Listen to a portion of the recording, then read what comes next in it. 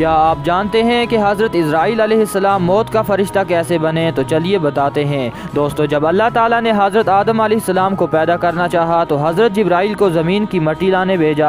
جب حضرت جبرائیل علیہ السلام مٹی لانے گئے تو زمین نے کہا، میں تجھے اللہ کا واسطہ دیتی ہوں کہ تو اس مٹی کو مت لے جا، کیونکہ اس مٹی سے جو انسان بنے گا وہ دنیا میں فتنہ و فساد پھیلائے گا، جس کی وجہ سے وہ جہنم میں جلے گا۔ پھر جبرائیل علیہ السلام واپس آ گئے اور اللہ تعالیٰ کو زمین کا جواب سنایا اور مٹی نہ لانے کی وجہ بتائی۔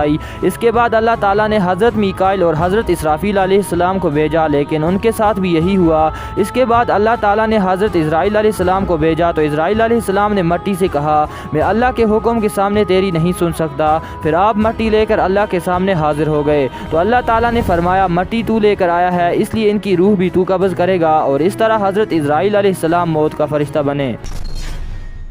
دوستو، ایک مرتبہ حضرت عیسیٰ علیہ السلام کا ایک قبر کے پاس سے گزر ہوا تو مردے کو قبر میں عذاب ہو رہا تھا۔ پھر دوبارہ اسی قبر کے پاس سے گزرے تو دیکھا اسی قبر میں رحمت کے فرشتے ہیں اور عذاب کی جگہ مغفرت کا نور ہے۔ بہت حیران ہوئے اور اللہ سے عرض کیا تو اللہ تعالیٰ نے فرمایا، یہ شخص گنہگار تھا، اس لیے اسے عذاب دیا جا رہا تھا۔ مرتے وقت اس کی بیوی کے ہاں بچہ پیدا ہونے والا تھا۔ جب اس عورت نے بچے کو مدرسے میں داخل کیا تو استاذ نے اسے پہلے دن بسم اللہ پڑھایا تو مجھے اس بندے سے حیا آئی کہ میں اسے کیسے عذاب دوں جس کا بیٹا زمین پر میرا نام لے رہا ہو۔ اللہ پاک ہم سب کو قرآن پڑھنے اور اس پر عمل کرنے کی توفیق دے۔